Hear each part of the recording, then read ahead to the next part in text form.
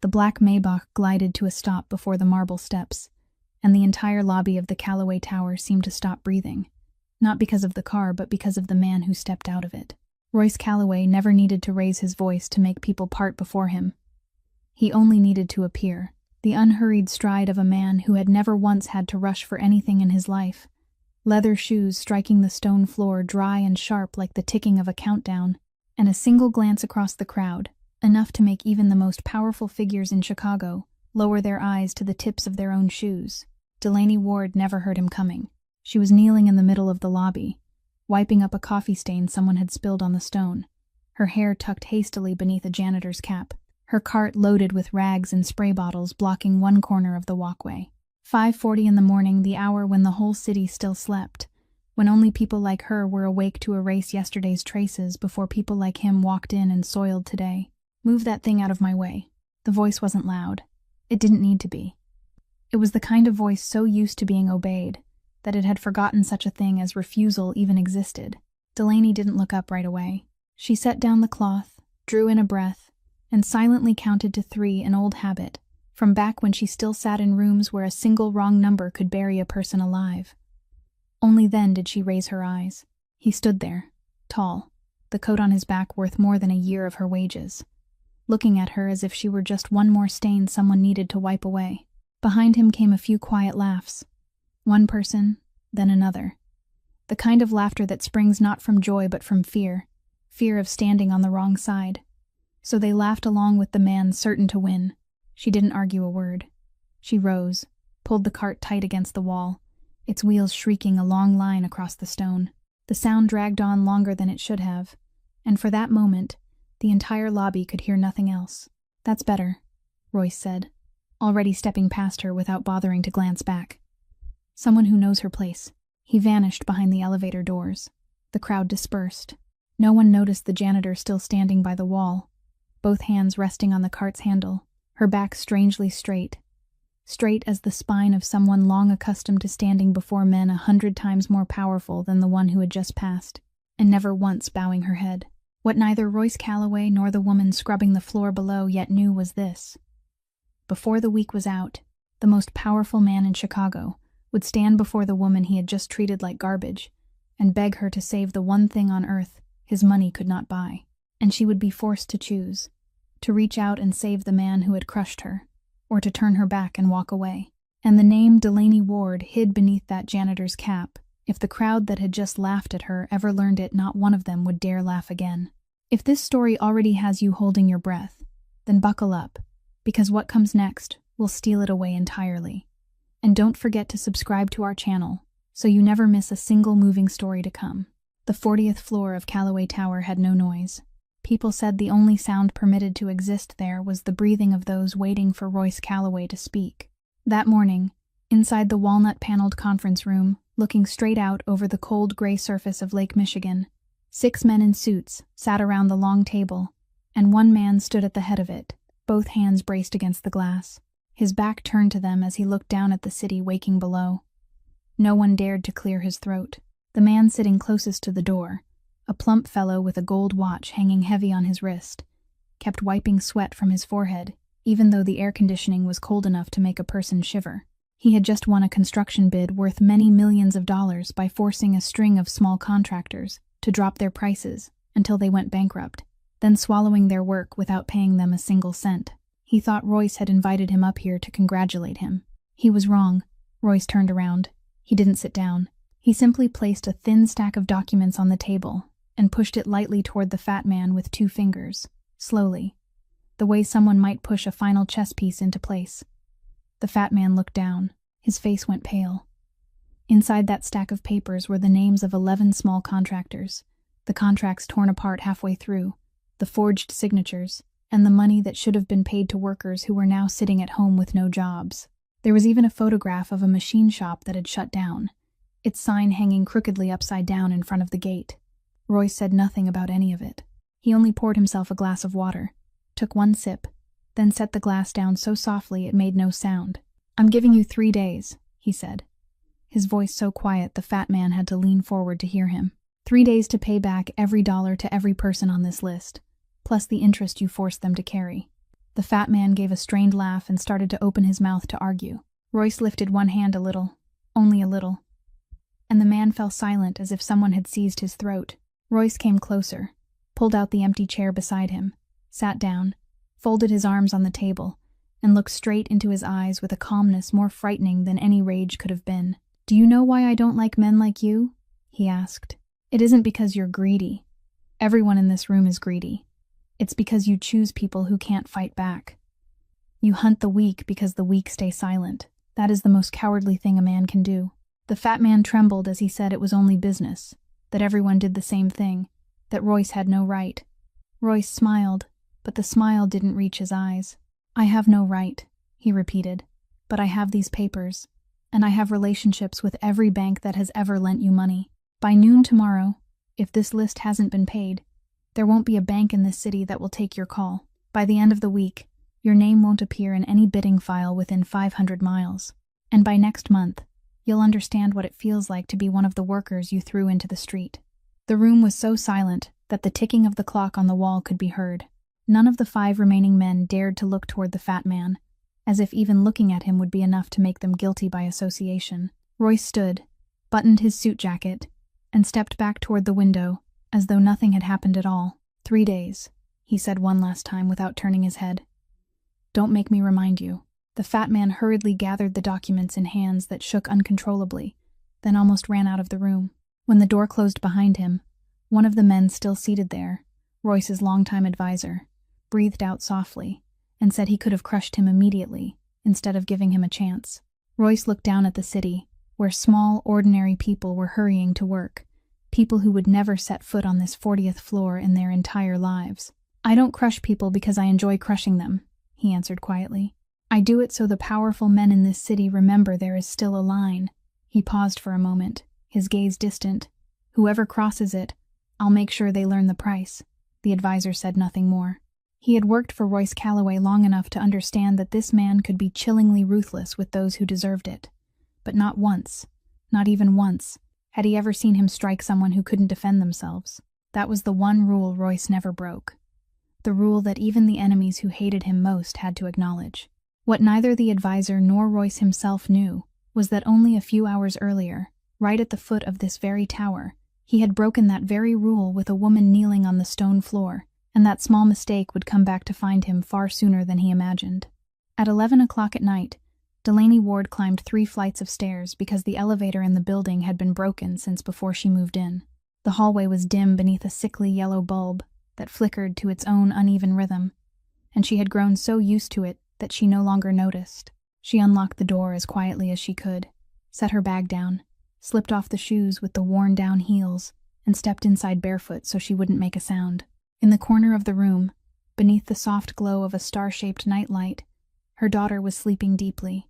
Posy was only 6 years old, one arm wrapped around a frayed, stuffed rabbit, her round cheeks flushed pink, her breathing steady and peaceful, as if the whole world beyond that door didn't exist at all.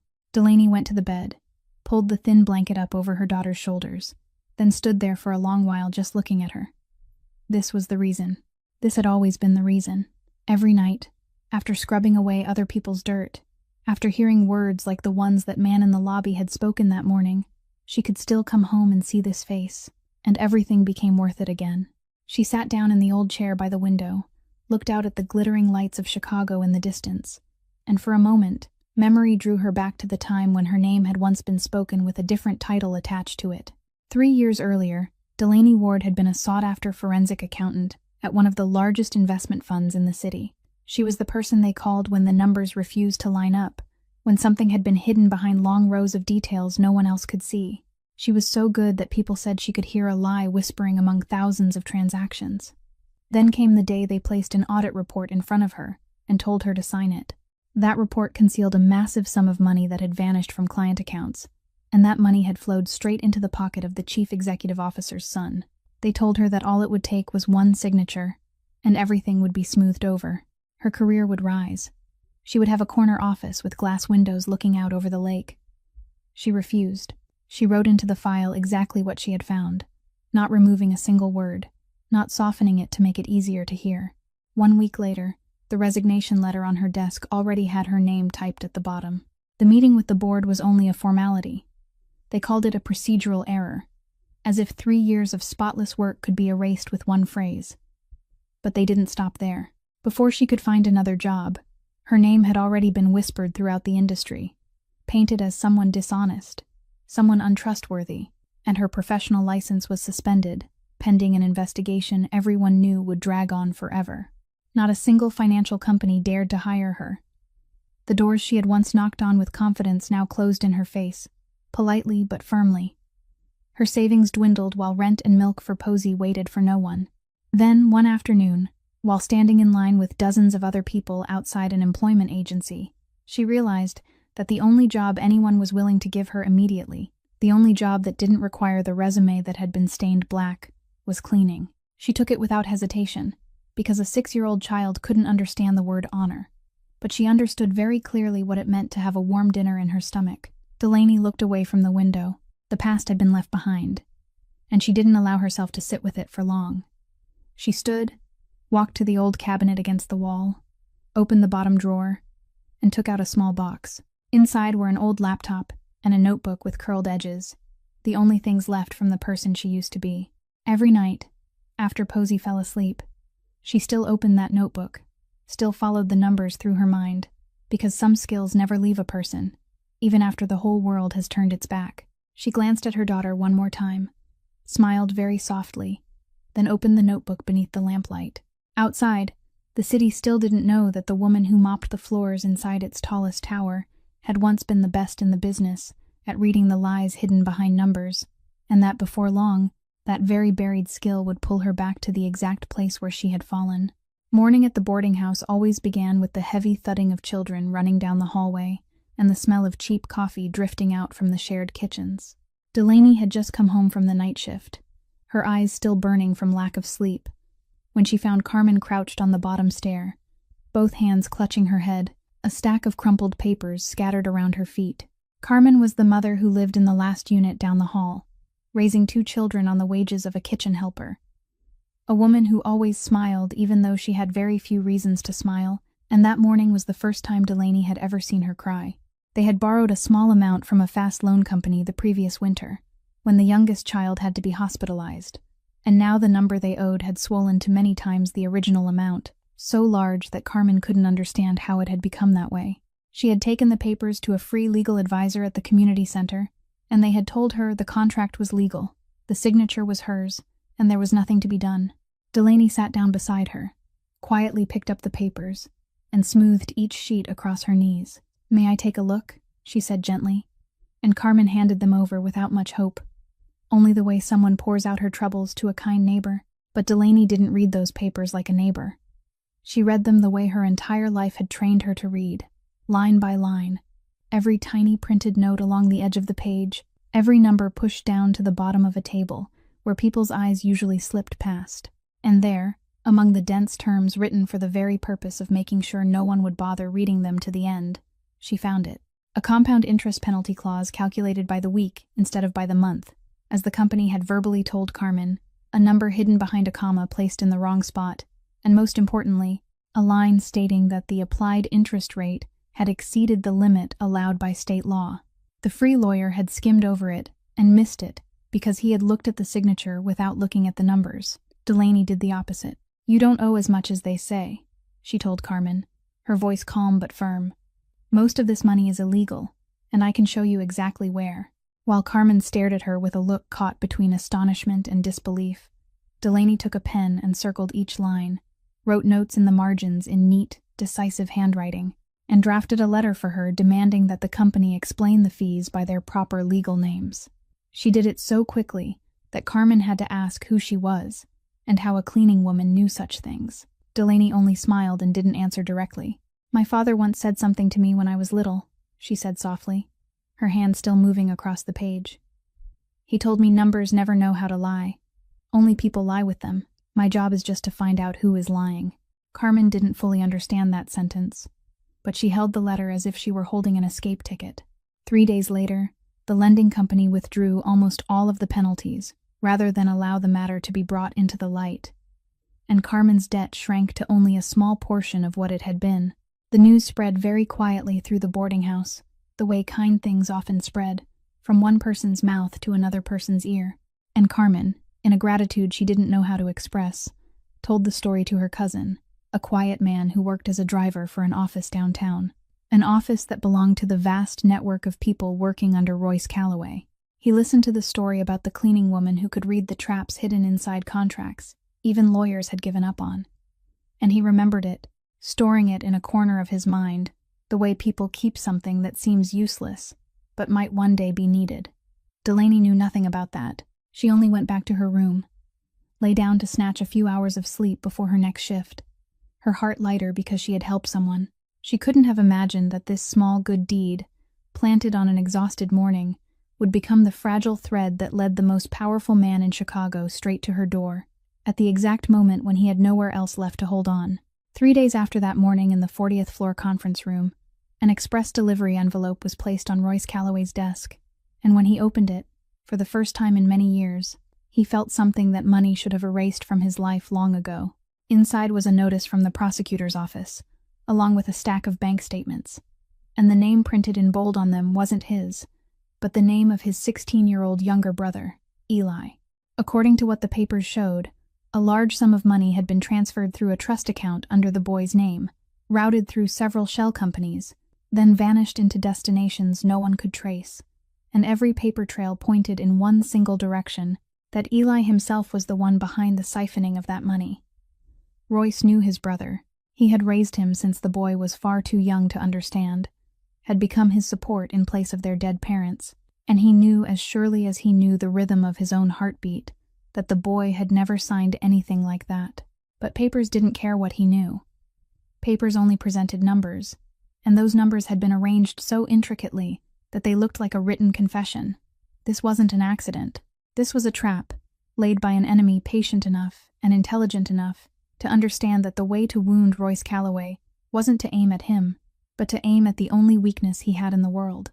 Royce called in the most expensive team of lawyers in the city, people he paid handsomely so he would never have to hear the words "can't be done." They arrived in tailored suits, spread the files across the conference table, and worked for 2 days and 2 nights. Then, one by one, they looked up with the same expression, the kind of expression Royce had never seen on their faces before. They said the paperwork was too airtight. Every signature matched, every timestamp was seamless, every path of the money had been constructed so perfectly that there wasn't a single crack to slip through. Whoever had created it had left no mistake behind, or if there was one, it was hidden somewhere that not one legal mind in that room could see. One of them, the best among them, told Royce directly what the others didn't dare say, that if they couldn't find the breaking point in this chain of numbers within the next few days, the boy would have to appear in court, and with evidence like that on paper, no amount of money would be large enough to change the outcome. For the first time in his life, Royce Calloway sat in the most powerful room he owned and realized that everything he had, all his money, all his connections, all the fear his name had sown throughout the city, had become useless before a trap woven purely from numbers. He could make a grown man tremble with one quiet sentence, but he couldn't read the lie lying motionless among thousands of lines of transactions, and that helplessness ate at him from the inside in a way no enemy had ever managed to do. That night, after the legal team had gone, and the room held only Royce and the quiet driver still waiting in the corner, Royce asked, almost as if speaking to himself, whether there truly wasn't a single person left in this entire city who could see what the finest minds had missed. The driver was silent for a while, then spoke carefully. He said he had once heard a story, perhaps only a rumor, about a woman who knew how to read the traps hidden inside contracts that even lawyers had given up on, a woman who had untangled a debt that seemed impossible to untangle for his cousin. He added, a little hesitantly, that the woman was currently working as a cleaner. Royce looked up. In his mind, a faint image from the morning a few days earlier suddenly flashed and disappeared. The image of a woman kneeling on the stone floor, a woman whose face he hadn't even bothered to look at properly. He hadn't yet connected the two things. He only knew that now, when every door of power had closed, he was willing to cling even to a vague rumor about a woman who mopped floors, without knowing that fate was arranging for him to bow his head before the very person he had treated like trash. The basement garage of Calloway Tower at nearly 6 o'clock in the morning was a cold and empty place, with only the steady hum of the ventilation system and the pale white fluorescent lights spilling down over rows of concrete pillars. Delaney had just finished her shift, her thin coat draped over one arm, and was walking toward the bus stop when she realized there was a man waiting beside a sleek black car, with no driver, no bodyguards, only himself. She recognized him at once, and she saw that he had recognized her too, saw the moment his eyes stopped when he connected the face before him now with the image of the woman kneeling on the stone floor, the woman he had spoken to with contempt only a few days earlier. A brief silence passed between them, heavy and awkward, the silence of a man accustomed to giving orders but this time not knowing where to begin. "I need to speak with you," Royce finally said, his voice deliberately lowered, though it still carried the tone of someone who had never had to beg anyone for anything. Delaney didn't stop walking. She went around him, headed straight for the exit, and answered with one short sentence, saying she had nothing to say to him. He followed her, saying he knew who she was, knew about what she had once done, that she had an ability no one else in this city had. She gave a soft laugh, a laugh with no joy in it at all, and said that a few days ago he hadn't needed to know who she was, because back then, to him, she had only been something blocking the way that needed to be moved aside. Those words silenced Royce completely, and inside that silence was something close to shame, a feeling so foreign to him that even he couldn't name it. She kept walking, her back straight, not looking back, and everything would have ended there if he hadn't said the next 3 words in a voice that had dropped all its authority. "It's my brother." Delaney slowed. He went on, more urgently now, saying the boy was only 16 years old, that someone had built a set of documents to pin on him a crime he hadn't committed, that the best lawyers he had hired had all reached a dead end, and that if no one could find the truth hidden inside those numbers, the boy would have to go to court with a sentence already almost decided for him. She stopped completely. She didn't turn around right away. She stood there in the cold garage, listening to the tone in his voice, and she recognized it, not because she had ever heard Royce Calloway speak that way before, but because she had heard that very tone in people standing on the edge of losing the most precious thing in their lives. It was the voice of someone who had knocked on every door, and this was the last door left. That voice couldn't be faked. A person either had it in a moment of true desperation, or they didn't. And she, a mother, thought immediately of a 16-year-old child being accused of a terrible crime he hadn't committed. Slowly, she turned back and looked straight into his eyes. And what she saw there was no longer the arrogant man from the lobby, but only an older brother terrified for his younger brother. "I'm not doing this for you," she said, her voice cold and clear with every word. "Do you understand? I haven't forgotten what you said to me, and one cry for help doesn't erase it." Royce nodded. He didn't argue, didn't defend himself, only accepted it in silence. "I agree to look over the papers," she continued, "because of that boy, because no child deserves to carry someone else's crime. If he's truly innocent, I'll find it. If he's guilty, I'll be the first person to tell you. And when that happens, don't expect me to help you cover up anything." Royce looked at the woman standing before him, the woman he had treated only a few days earlier as if she didn't exist, and for the first time, he understood that there were people who couldn't be bought with money and couldn't be bent by power, people who only lowered themselves to help because their conscience told them to do so. He quietly said thank you, 2 words he perhaps hadn't spoken to anyone with such honesty in a very long time. Delaney didn't answer his thanks. She only told him to bring every paper to her, complete, without a single page missing, and then she would tell him whether the truth could still save him or not. And when she walked out of the garage, leaving the most powerful man in Chicago standing alone among the rows of concrete pillars, she had no idea that her decision to help a strange child was opening a door, leading straight back to the past she had buried, and toward a truth far larger than anything she could imagine. That afternoon, Delaney stepped into the conference room on the 40th floor, still wearing her simple everyday clothes, and her arrival made the whole room fall silent, in a way very different from the kind of silence Royce was used to creating.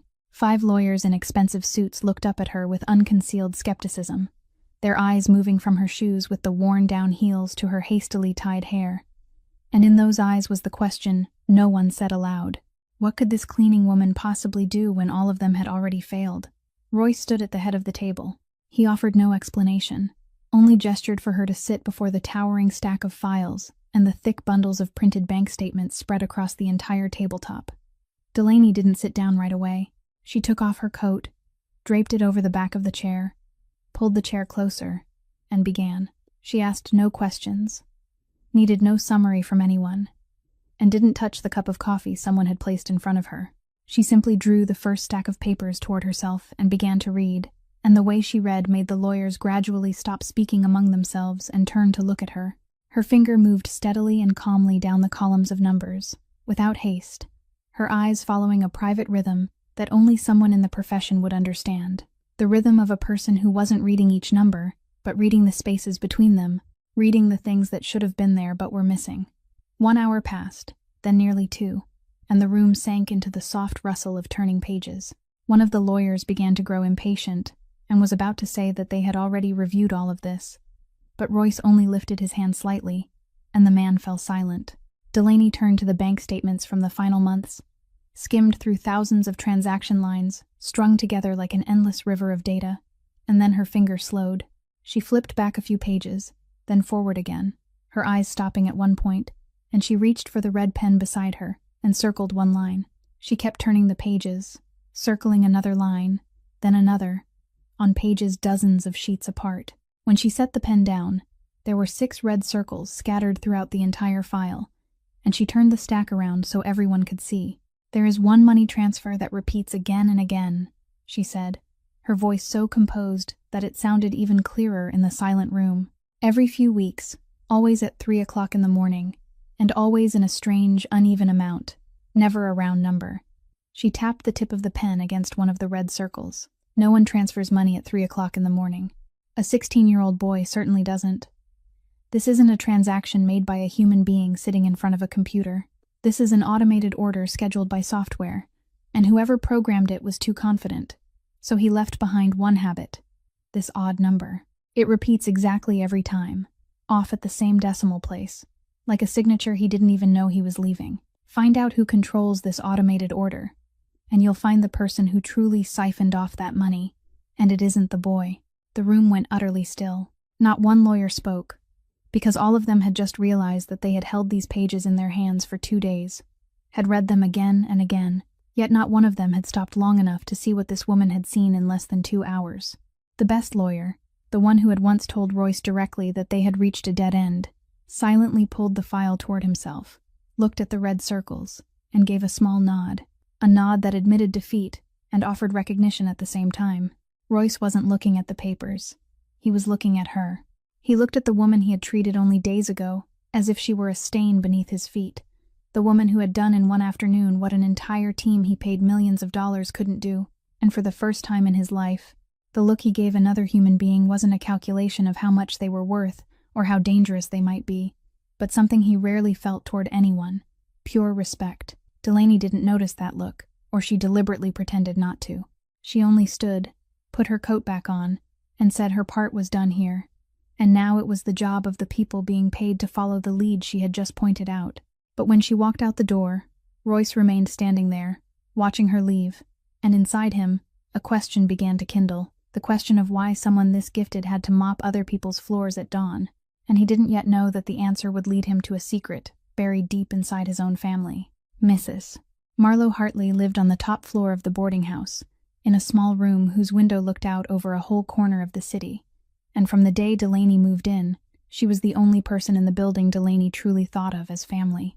Every afternoon, when Delaney went to work, Posey often went over to sit with her, and that afternoon, when Delaney stopped by to pick up her daughter before her shift, she found the two of them leaning close together over the old wooden table, while the little girl was absorbed in coloring on a blank sheet of paper. Posey looked up the moment she saw her mother, her eyes shining, proudly announcing that she had just drawn a picture for Mrs.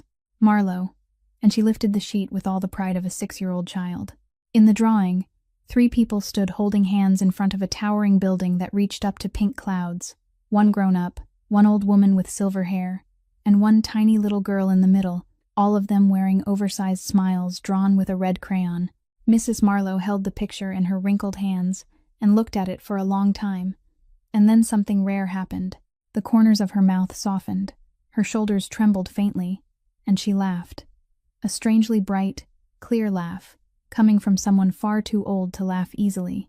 She said it had been a very long time since anyone had drawn anything for her, and that she would tape it to the window so she could see it every morning when she woke up.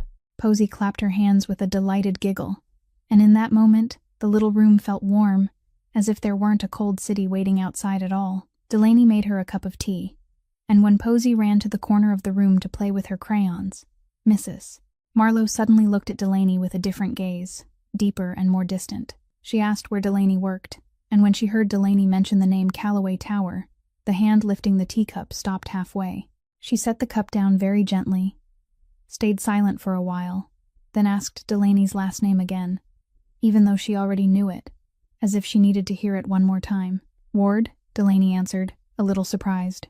Mrs. Marlowe nodded slowly, her eyes drifting out the window toward the faraway high-rises. She said that was a name she had heard before, a very long time ago. So long ago that almost the whole city had forgotten.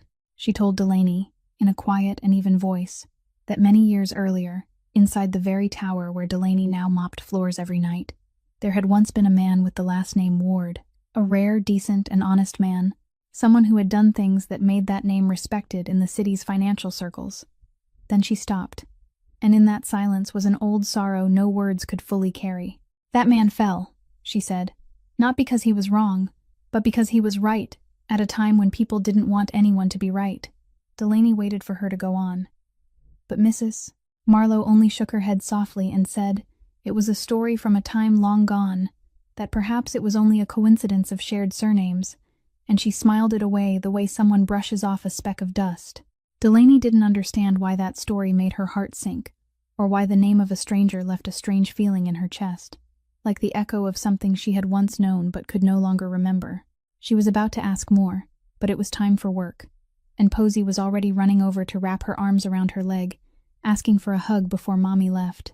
Delaney lifted her daughter, kissed her soft hair, thanked Mrs. Marlowe, and stepped out the door. But as she went down the stairs, the old woman's words kept following her. He fell because he was right at a time when people didn't want anyone to be right, and she couldn't know that those seemingly passing words were the first clue to a truth that had been buried for 30 years, a truth carried in her own blood.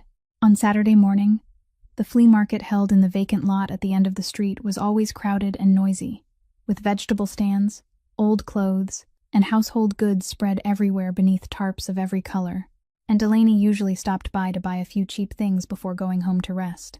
She was choosing a few apples when she heard the sound of a loud argument coming from the far end of the market, not the usual kind of quarrel between buyer and seller, but the kind of sound that made people stop what they were doing and turn to look.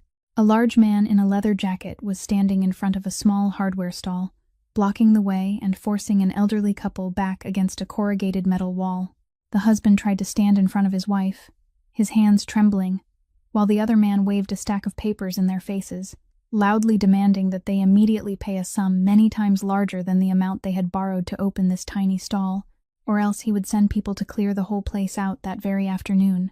The crowd gathered into a circle, many people whispering among themselves, but no one stepped forward, because the man had the look of someone who made a living by intimidation, and everyone was afraid of inviting trouble onto themselves. Delaney stood among the crowd, and by all rights, she could have been only another witness like everyone else. But when the man raised the papers high to threaten them, her eyes accidentally swept over the printed lines on them, and the reflex that had lived in her blood for so many years immediately woke again. She stepped out of the crowd. "Let me see that contract," she said, her voice not loud, but clear enough to make the whole circle of people fall silent. The man spun around, looked her up and down with contempt, saw a plainly dressed woman carrying a bag of apples, then laughed and asked who she was to think she could interfere. "I'm someone who knows how to read what you're holding in your hand," she answered, and held out her hand. Perhaps because he was surprised, or because he was too confident that no one could do anything to him, he handed her the papers as if issuing a challenge. Delaney skimmed through them quickly, turning each page with practiced fingers, and within moments, her face had changed. "This contract is fake," she said, lifting her eyes to meet his directly.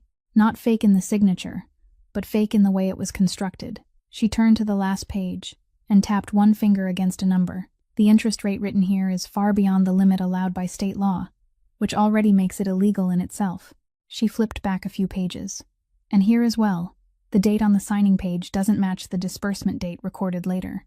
They're months apart, which means most of the so-called interest you're demanding was added for a period when the loan didn't even exist yet." She folded the papers and handed them back to the elderly couple standing frozen in shock instead of giving them to the man. "You two don't owe this person that amount," she told them, her voice softening. "The people who made this paper did it to frighten those who can't afford a lawyer, and it will collapse the moment someone is willing to read it carefully." The man's face turned red. He stammered threats, saying she didn't know who she was getting involved with, but Delaney didn't step back. She looked straight at him and said that if he dared come back here one more time, she would help this couple submit the entire set of papers to the State Consumer Protection Agency, along with a clause-by-clause analysis of every violation she had just pointed out. And when that happened, the people who would have to appear in court wouldn't be them.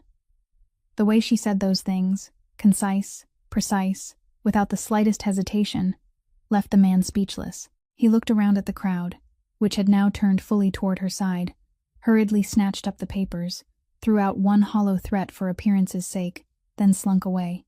After he was gone, the whole market remained silent for a moment, then broke open into murmurs. People looked at Delaney with eyes completely different from before. Some recognized her as the cleaning woman who still came and went through this neighborhood every morning, and the question passed from one mouth to another, asking where a person who worked as a cleaner had learned the kind of knowledge she had just shown. The elderly couple held her hands with tears in their eyes and thanked her, while Delaney only smiled softly, picked up her bag of apples, and quietly left. But she knew that from this moment on, the shell of an anonymous floor cleaner she had worn for all these months could no longer hide her, and the news about that woman would spread throughout the neighborhood faster than she imagined. The news about the woman who had exposed the debt collector in the middle of the flea market reached Royce within a single day. But what caught his attention wasn't what she had done. It was the name behind that man. When he had his people trace the predatory lending ring that was trapping poor families all across that neighborhood, Royce discovered that it wasn't some scattered, self-made crew, but one link in a much larger network. And that network was backed by the very faction he had been quietly opposing for the past several months. The same faction behind the trap set for his younger brother. Suddenly, every piece fell into place. The man leading the operation was a name already known in the shadowed side of business, someone who specialized in hiding behind carefully written contracts to bleed people who had no strength to defend themselves, and he did it under the protection of people sitting in elegant, spotless rooms, people who never had to dirty their own hands. Royce didn't call his lawyers. He went himself. That night, inside a warehouse converted into an office in the industrial district on the edge of the city, the ringleader was sitting behind a broad desk among his men when the door opened and Royce Calloway walked in, alone, unhurried, his leather shoes striking the cement floor one step at a time, like a count being measured out. The men sprang to their feet, but the ringleader raised one hand to signal them to stay still, trying to hold on to his composure even though his face had already changed color, because even in this underworld, there was no one who didn't know the man who had just walked in. Royce pulled out a chair and sat across from him, as calm as if he were sitting in his own office. He dropped the file onto the table, letting the heavy paper slap against the wood with a cold, deliberate finality that made the ringleader's heart skip a beat. Inside that file were the names of dozens of families his network had driven to the edge. The dirty money washed through false contracts, and in the final pages, the thread leading straight from him to the real masters hiding behind the curtain. "I know you're only hired muscle," Royce said, his voice so quiet the entire warehouse seemed to hold its breath to hear him. "You hunt people who can't fight back because someone pays you to do it. But today, you made one mistake. You touched a neighborhood I'm watching, and you touched a 16-year-old child who has nothing to do with your filthy games." The ringleader tried to give a cold laugh, saying Royce had no evidence that could tie him to anything, that everything on paper was clean.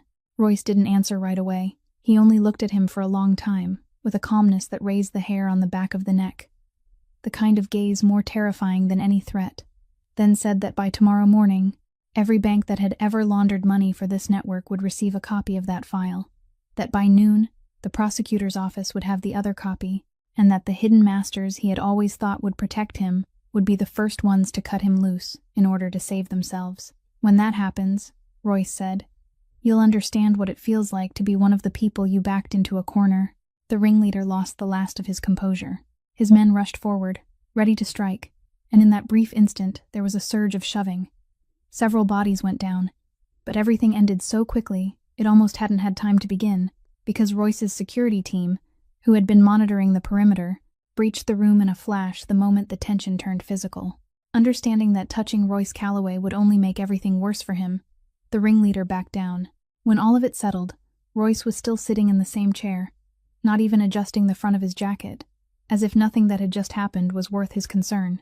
He stood, buttoned his suit, and before turning away, left one final sentence behind, telling the man to pass on a message to the people paying him, that this game was over, and that they had chosen the wrong family to touch. He walked out of the warehouse, leaving behind a ringleader who now understood that his small empire had collapsed in only a few minutes, without Royce needing to raise his voice once.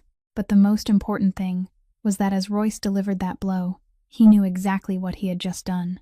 He had publicly declared war on the powerful faction standing in the shadows, the faction whose leader, though he didn't yet suspect it, was the very woman who was about to become his wife.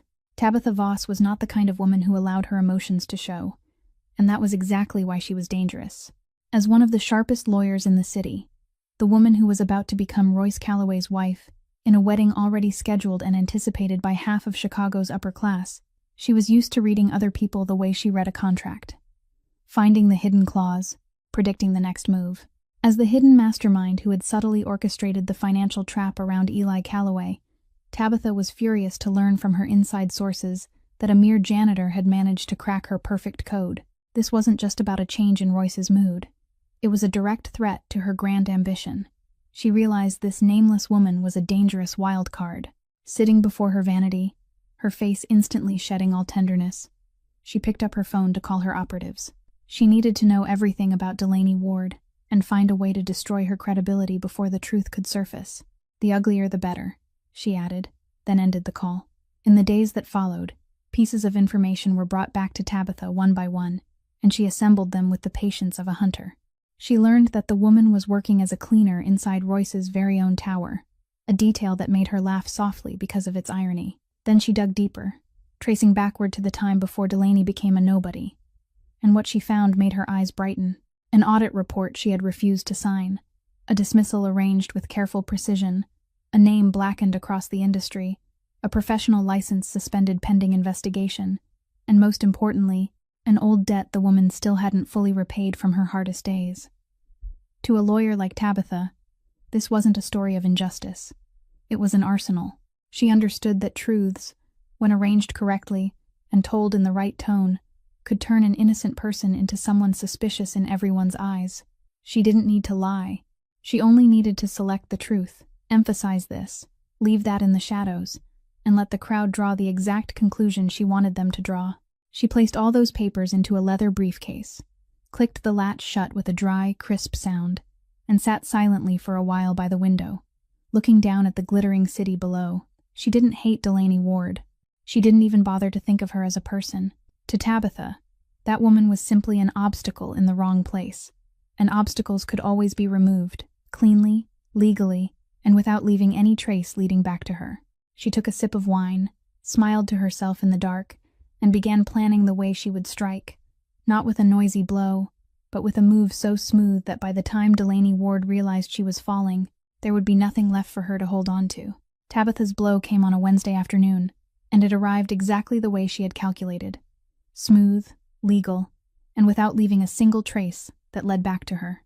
When Delaney had just returned to the boarding house after her shift, she saw two men in business clothes waiting outside her door, holding notices stamped with the seal of a state regulatory agency.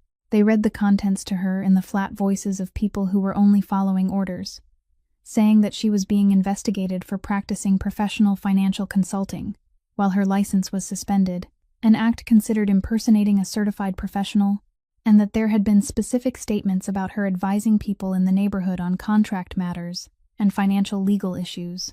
Worse still, attached to that accusation was a second, heavier one, that there was evidence showing she was still unlawfully keeping confidential data from her former company, the place she had left in disgrace, and that this could constitute theft of information. She had 48 hours to submit all documents proving her innocence. Otherwise, the case would be escalated to a higher level, and all her activities would be suspended, including her cleaning work. Delaney stood motionless in the hallway, the papers in her hand, and for the first time in a very long while, she felt the ground beneath her feet threatening to collapse. She understood immediately that this was no coincidence. Those statements, this timing, the smooth coordination of two accusations striking at once, all of it had been arranged by a hand that knew exactly who she was and knew precisely where to hit so it would hurt the most. And the attack didn't stop there.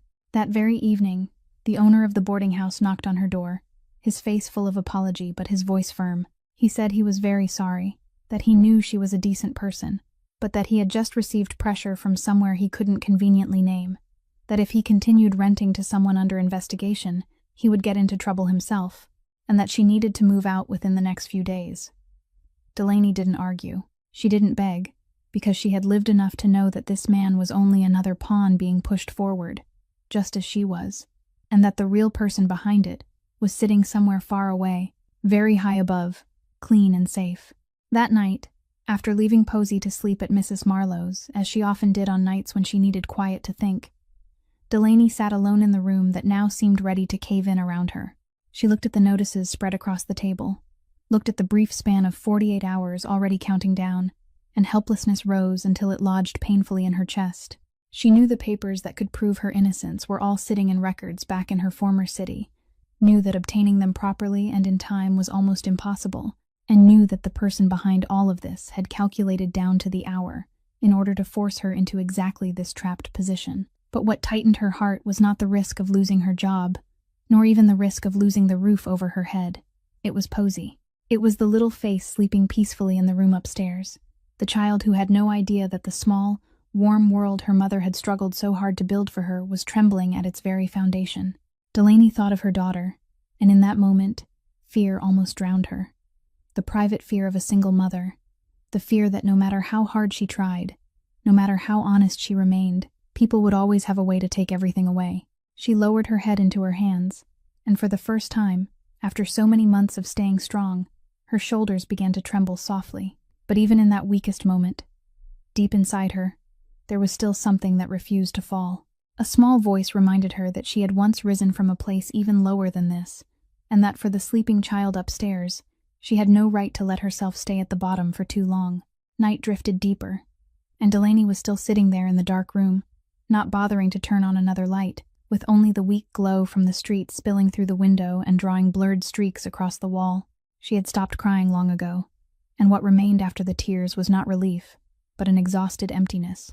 The emptiness of someone who had fought for too long and had begun to wonder whether she had chosen wrong from the very beginning. In that darkness, for the first time, she allowed herself to think of the forbidden thing she had always pushed away. If only 3 years ago she had signed that audit report, if only she had done what they told her to do, had closed her eyes and let it pass, had chosen what was easy instead of what was right. By now, perhaps she would have had a decent office, a salary enough to live on, and more important than anything else, her Posey wouldn't have had to grow up in a cramped boarding room, wouldn't have had to move from one place to another again and again, wouldn't have had a mother who came home every morning with calloused hands from scrubbing other people's floors.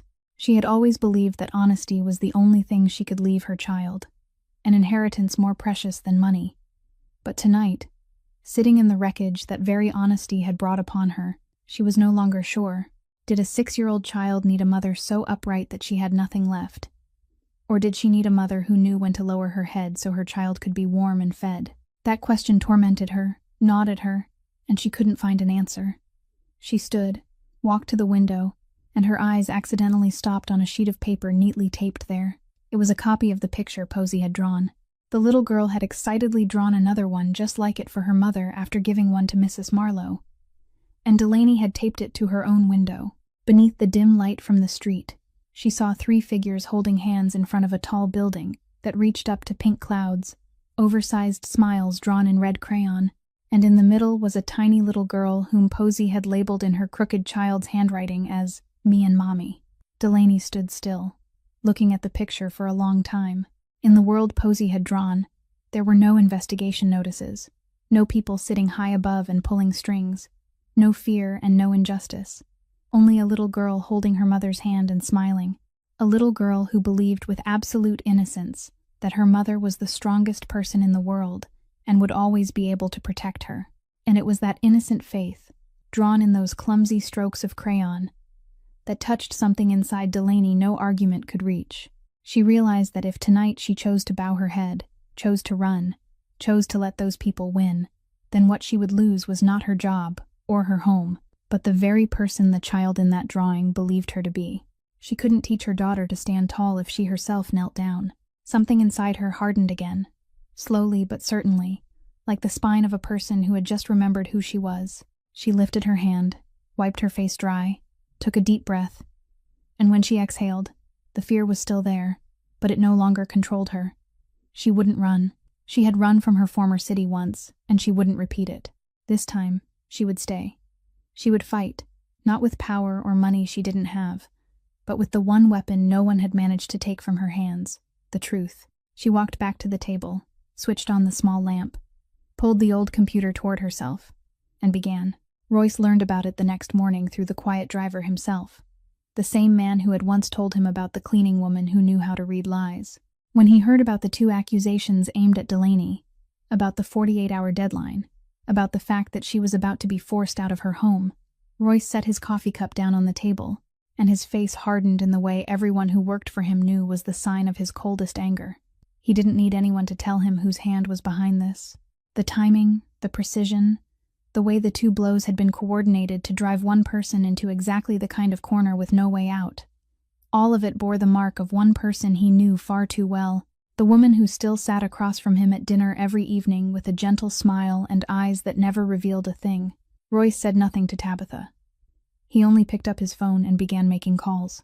One call went to the boarding house owner, brief and direct, enough for the frightened man to understand that the invisible pressure weighing on him a few days earlier had now been replaced by a much greater pressure from the opposite direction, and that his tenant would be left in peace for as long as she wanted to stay.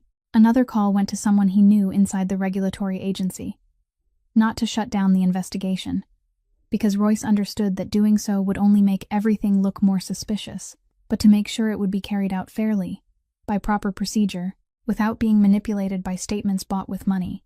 In a single morning, the invisible net Tabitha had cast to tighten around Delaney's throat began loosening knot by knot, and the woman herself didn't even know it yet. That afternoon, Royce went to the boarding house himself. He knocked on Delaney's door, and when she opened it, still holding the stack of papers she had spent the entire night working through, she froze when she saw him standing there, the most powerful man in the city, standing in that shabby hallway beneath the flickering yellow light. He told her what he had done, briefly, without display, as if it were only obvious. "The landlord won't bother you anymore," he said, "and the investigation will be handled properly. No one will be able to invent anything else to harm you."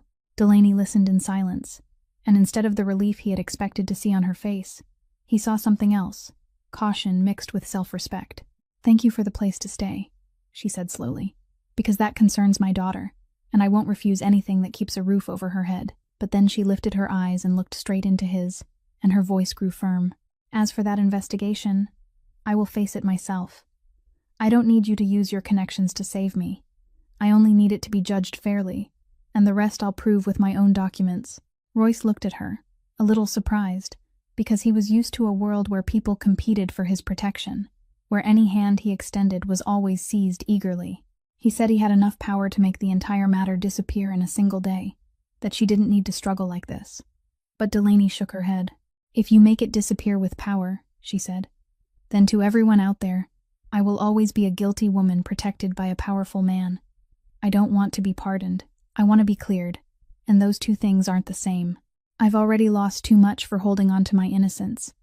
I won't let people think that in the end, I had to hide behind someone else before I could be clean." The narrow hallway sank into silence for a while, and in that silence, something shifted between them. Royce looked at the woman standing before him, the woman the whole world seemed to be joining together to knock down, yet who still refused the shortcut, who still insisted on rising with her own 2 feet, and he realized that the strange feeling growing inside him was not pity, nor even admiration for her talent, but a deep respect for a person who possessed something all his fortune couldn't buy, an unbreakable dignity. He nodded softly, accepting the boundary she had drawn, and said that if that was what she wanted, then he wouldn't save her. He would only stand beside her, and the rest would be hers to prove. When he turned to leave, for the first time, he understood that there were people who stood taller the lower they were forced down, and that this woman, not because she needed him, but precisely because she didn't need him, had become the only one capable of stirring his hardened heart. To clear herself of the accusation of stealing data, Delaney needed to prove the lawful origin of everything she had ever touched in her profession, and that forced her to trace back through the entire public record of the old company that had destroyed her, through the financial corporations connected to it, through the tangled network of names standing behind the city's investment world. For several nights in a row, after Posey had fallen asleep, she sat beside the old computer, following ownership trails, mergers from decades earlier, dusty corporate records that almost no one bothered to open anymore. And it was inside that maze of data that the very skill she had been punished for led her to something she hadn't been looking for at all. She came across the name Calloway, not Royce, but the name of his grandfather, tied to a financial crisis that had nearly drowned the entire family empire about 30 years earlier. She kept reading, and the instincts of a forensic accountant rose inside her when she realized the numbers from that period didn't tell the story people had always believed. The Calloway empire should have collapsed completely that year, dragging thousands of people out of work and leaving countless small investors with nothing, if not for one man who had discovered the fatal flaw in the books and quietly patched it, saving the whole corporation from the edge by the narrowest margin. And when Delaney traced that man's name, her fingers froze on the keyboard, and the entire room seemed to fall silent. That man's last name was Ward. He was her father.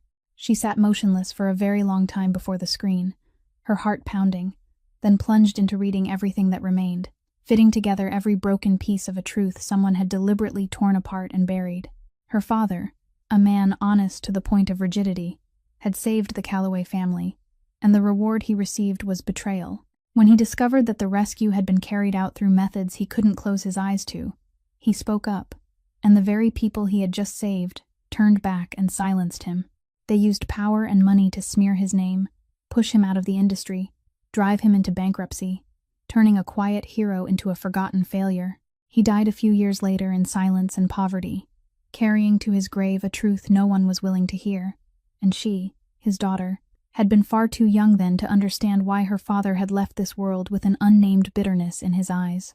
Now, 30 years later, sitting in a shabby boarding room at the foot of the very tower her father had once saved, Delaney finally understood. She understood why her own last name had left such a strange echo inside her when Mrs. Marlowe mentioned it. She went to the old woman the very next morning, placed everything she had found on the table, and Mrs. Marlowe, after glancing over the pages, only closed her eyes softly and nodded. She said she had been waiting for this day for 30 years. She had worked in that tower when she was young, had seen everything with her own eyes, had watched the most decent man she had ever known be crushed by the very people he had saved, and she had kept that memory inside her because there was no one left to tell, because people had rewritten history to suit themselves. She looked at Delaney with wet eyes and said that from the first day she saw her step into the boarding house with that straight back and those eyes, she had suspected Delaney was his blood, but she hadn't dared to say it, because she wanted Delaney to find the truth herself in her own way. Delaney sat in silence, and inside her rose an emotion more complicated than pain. She realized that what her father had left her was not a fortune, not land or money, but a debt of honor that had never been repaid. A buried truth waiting to be spoken aloud, and she was the only person still alive who could speak it. Delaney arranged to meet Royce in his high-floor office after the city had lit up, and she came not as a cleaning woman, nor as someone he had asked for help, but with a stack of files held tightly against her chest, and the strange calm of a person who had finally understood who she was. She placed the pages on the desk between them, one sheet at a time, without rushing, and told him to read. Royce looked at her, then looked down at the pages, and as he began to read, his face slowly changed. He read about the crisis that had nearly drowned his family 30 years earlier, the disaster he had only vaguely known through the polished stories told by the adults in his house. But what was written on the paper was not the story he had been told. He read about a man who had discovered the deadly flaw in the books and quietly saved the entire corporation from collapse, a man whose last name was Ward, and he looked up sharply at her with a question in his eyes that had not yet become words. "My father," Delaney said, her voice soft, but every word clear as if carved into the air. "The man who saved everything your family has today was my father." Royce continued reading, and he reached the part she had read several nights before, the part where they had turned around and betrayed the very man who had just saved them. He read about how they smeared her father's name when he refused to stay silent about the methods he couldn't accept, how they pushed him out of the industry, drove him into bankruptcy, and turned an upright man into a name erased from the city's memory. The more he read, the tighter his hand clenched around the edge of the desk, and when he set down the final page, he couldn't say a word. The most powerful man in Chicago, the man who had never bowed his head to anyone, sat silently before the pages accusing his own bloodline of sin. "My grandfather," he finally said, his voice strangely hoarse. "I was always taught that my grandfather built everything from nothing, that this entire empire was his achievement." He stopped, and in that silence, something painful was breaking open. "No one ever told me it was built on another man's back, that it was preserved by destroying the man who saved it." Delaney said nothing to comfort him. She let the truth speak for itself. "My father died when I was too young to understand," she said, and for the first time during the meeting, her eyes glistened with tears. "I only remember that he always taught me numbers, never know how to lie, only people lie with them. Back then, I thought it was just a lesson about the work. Only now do I understand that it was the last words of a man who paid for his whole life simply because he refused to lie. He left this world as a failure in everyone's eyes, a name no one remembered, and for 30 years, no one knew that the forgotten man was the true reason your family still exists today." Her voice broke on the final sentence, and she had to stop to catch her breath. Royce stood, walked around the desk, and for the first time, he looked at her not as a gifted woman, or as someone worthy of respect, but as the daughter of a man to whom his family owed an immeasurable debt. He thought of that morning in the lobby, of the way he had spoken with contempt to the woman kneeling on the floor, the woman who, as it turned out, carried the blood of the greatest benefactor in his grandfather's life, and he understood that he had crossed the very line he had spent his whole life being proud of never crossing. "I'm sorry," he said, and those two words carried a weight no apology of his had ever carried before. "Not because of who you are, not because of who your father was, but because that morning I looked at a human being and didn't bother to see them. That is the very thing I have always despised in other people, and I did exactly that." Delaney dried her face, looked at him, and in her eyes there was no satisfaction of someone who had just overturned the game, only the exhaustion of a person who had carried this burden for her father all her life. "I didn't come here to demand that you repay a debt," she said softly. "I came so my father could finally be heard by someone from the Calloway family." And for the first time in that room of power, a man who had once made the whole city bow its head quietly bowed his own before the memory of a dead man, a man who had chosen the truth and paid for it with everything. The annual shareholders' meeting of the Calloway Corporation that year took place in the Grand Hall of the Tower, where hundreds of the most powerful people in the city's financial world had gathered, and Tabitha Voss chose exactly that stage to deliver her final blow. She appeared in a flawless outfit, her smile composed, and when it came time to speak, she stepped up to the podium with a stack of files in her hand, her voice sweet, as she announced to the entire room that there were certain things everyone ought to know about the woman to whom Chairman Royce Calloway had recently been giving special attention. She began releasing each piece one by one. An accountant dismissed in disgrace, a suspended license, a name blackened throughout the industry, a woman now under investigation for impersonating a professional and suspected of stealing data, and she arranged them so skillfully that the whole room would draw its own conclusion, that Delaney Ward was a fraud who had slipped her way into the life of the most powerful man in Chicago. Murmurs rose. Doubtful eyes turned toward the woman standing silently at the back of the hall, but Delaney didn't step back. She stepped forward. She asked to speak, and before anyone could stop her, she was already standing before the crowd with the very documents she had prepared through sleepless nights. "Mrs. Voss is half right," she said, her voice clear and calm enough that the whole hall fell silent to listen. "I was dismissed. My license was suspended. But she forgot to tell you why." Then she presented her own evidence, documents proving that the audit report she had refused to sign years earlier had concealed an act of embezzlement, that she had been punished not because she had done wrong, but because she had refused to do wrong, that the so-called data theft investigation rested only on staged statements that she now had enough paperwork to refute point by point. She presented everything with clarity and precision, each number placed exactly where it belonged, and the disguise of a fraud that Tabitha had tried to drape over her began cracking apart before everyone's eyes. In the middle of the shaken hall, a young voice rose from the front row. Eli, Royce's 16-year-old younger brother, stood beside his older brother, and with the steadiness of a boy protected by the adults around him, he said he was the one Delaney had saved. He told them that someone had built documents to pin on him a crime he didn't commit, that the best lawyers had all reached a dead end, and that the woman standing there was the only person who had found the truth and freed him from that trap. "If she's a fraud," he said, his voice trembling but certain, "then that fraud saved my whole life when no one else could." The entire hall went silent. Every eye now turned toward Tabitha, who was still standing at the podium with a smile that had stiffened on her lips. Then Royce stood.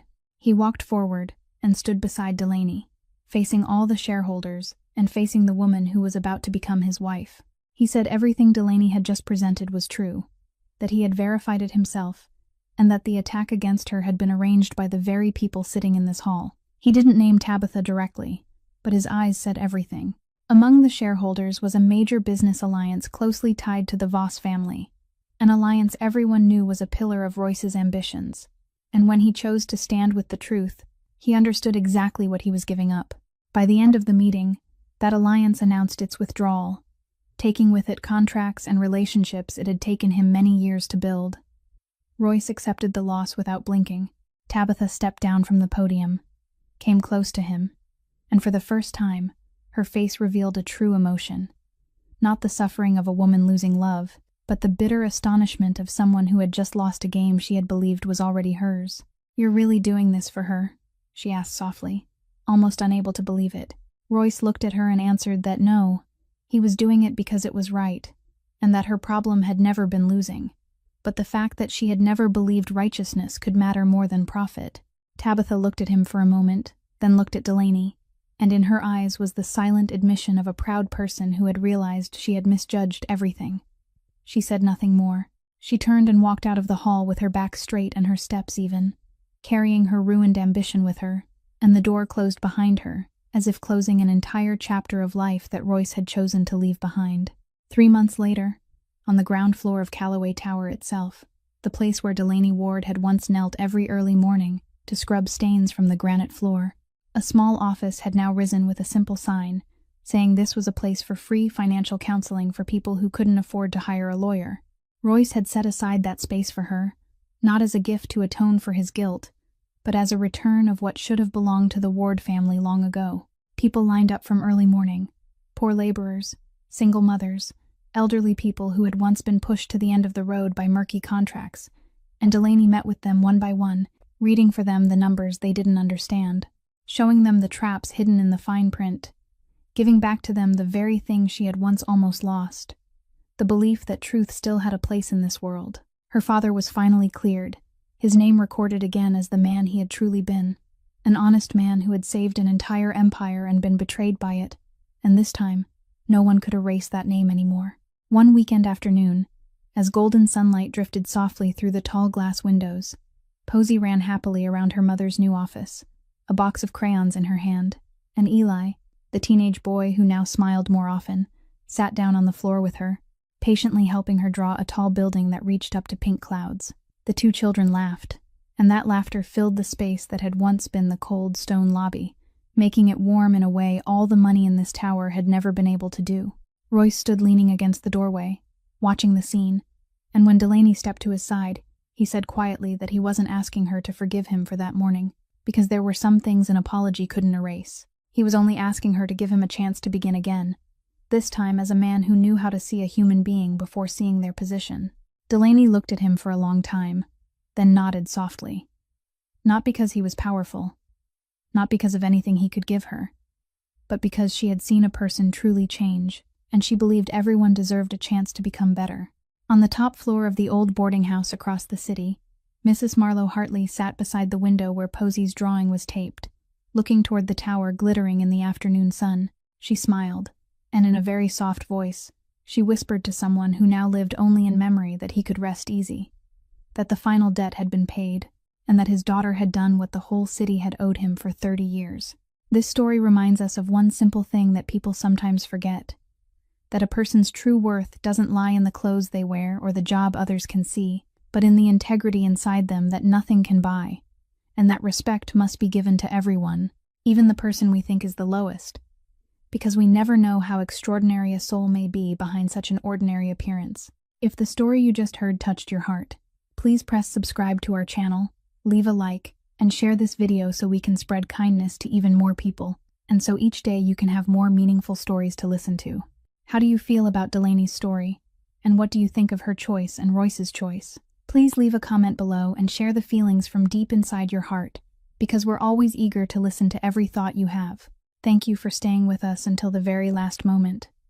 May you and the people you love always have abundant health, live in peace, and find joy in each ordinary day. Goodbye, and we'll see you again in the next stories.